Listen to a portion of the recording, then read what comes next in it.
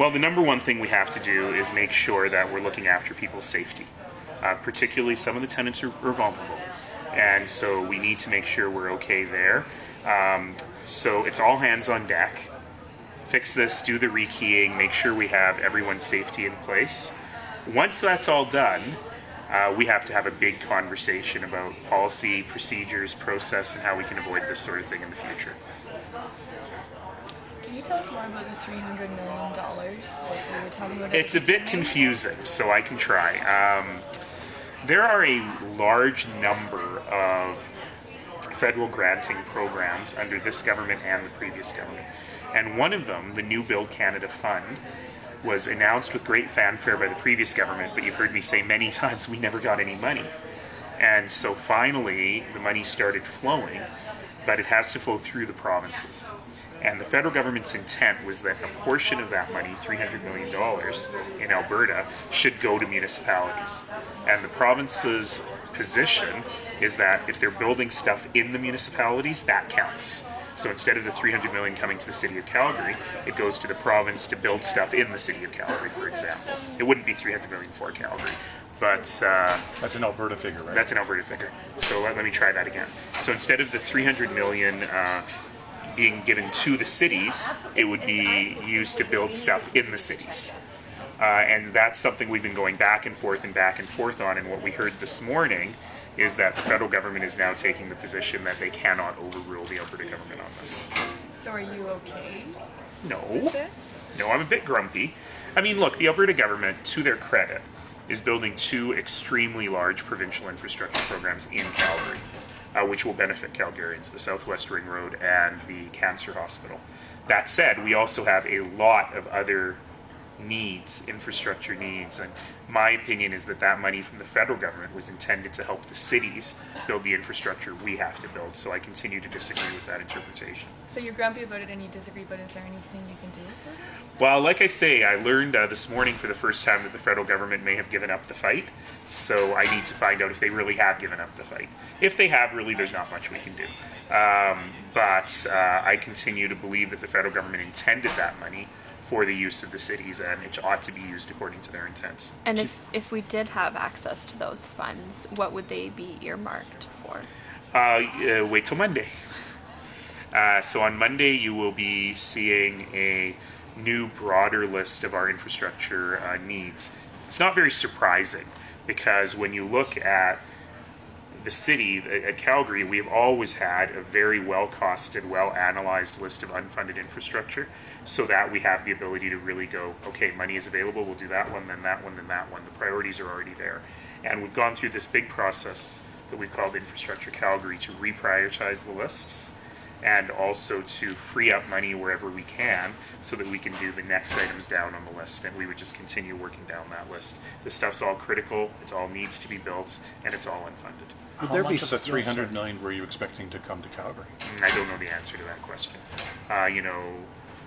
Generally 1/3 ish ends up in Calgary, but I don't know if it was really going to be $100 million or not. But given the big ticket items, it sounds like the province is intending to use it for just in Calgary. Probably more than that. It sounds like there was a concern that basically smaller communities are just going to get squeezed right out. That is likely the province's argument. So were there strings attached to this federal money? Normally when you get grants, everybody has to do a third. Was this a different program where they'd give you the money and you'd go ahead? I'm a little off guard on this question because the federal programs are so complicated, and I'm scared that if I answer that question, I'll give you the strings for one program and not the strings for the program in question. But this is what we call the Harper money, the New Build Canada Fund, and certainly there were some cost-sharing elements to it. And the city has been working hard through Infrastructure Calgary on finding sources of money specifically so that we can hold up our end of any future cost sharing. The Downtown Economic Summit is taking place today. Yes. I guess, are you happy to see that it's happening, it's here, everything came together quite quickly? Yeah, I'm really glad that it came together quickly. I'll be there for most of it this afternoon. And the process they're going through, Jamie Duncan from Ipsos Reid, I understand, is donating his services to go through a pretty sophisticated ideation program with 150 people or so. So it's not just a lot of talk. It really is focused on very specific ideas to move forward. So I'm really looking forward to seeing what comes out of it. Do you want to talk a little bit about opioids? About this mythical phone call they still haven't been briefed on, but you've been put on a committee, have you? Yeah. Sorry? What's your job? This committee you've been put on, are you chairing? No, I'm not chairing. Gregor is chairing. The mayor of Vancouver is chairing. So I know that the mayors continue to work on this and will continue to work on this. The key is we got to do stuff quickly. We can't let this get bogged down in federal, province, cities talking and talking and talking. We have to move fast. And different cities are at different levels of readiness. So for example, here in Calgary, on the question of harm reduction and safe consumption, there is a community coalition working very hard on that, but are some ways away from recommending sites and how to move forward.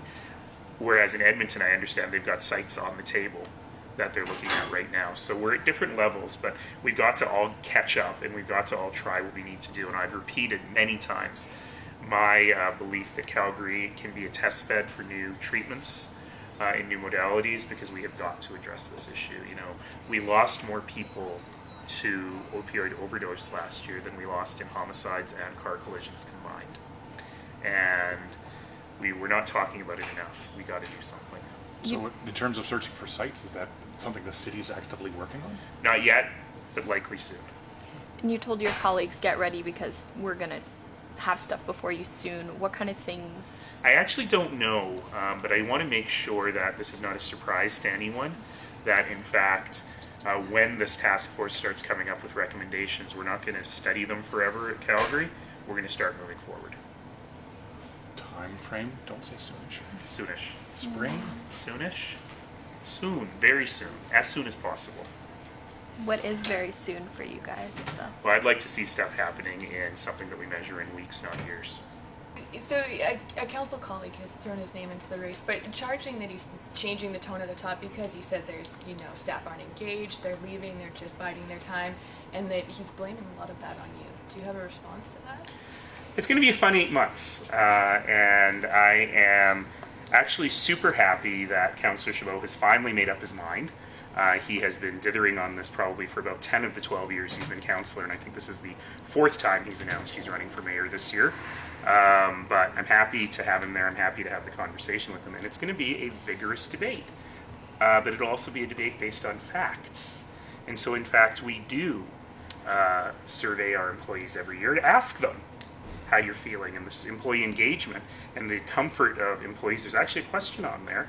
I'm comfortable raising new ideas to my direct supervisor. Those numbers have been going up over time. And our Cut Red Tape project included hundreds of ideas from city staff, many of which have been implemented.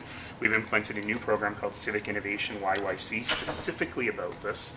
It's just on the right across from council chambers, so Councillor Chabot might want to go visit sometime. How's it going to work the next few months in council chambers? Will we be seeing the debate of the mayoral debate happening in council chambers? Not for me. One of the interesting things that you've seen in the past is that Councillor Chabot and I actually vote together on almost everything, except secondary suites. So it is interesting that he's voted for the last 2 budgets. He did vote against the tax decrease for business, which is interesting for a quote-unquote fiscal hawk. You can't just say it, you got to actually do it. But that said, we work together really well. I like the guy a lot, actually. He's a terrific counselor, and I don't anticipate that's going to change. But he says you're an intimidating figure, that everything's fine when people agree with you, but when they don't agree with you, look out. Oh, I'm sure he's super scared of me. I've been called a lot of things in my life. Intimidating, that's a new one.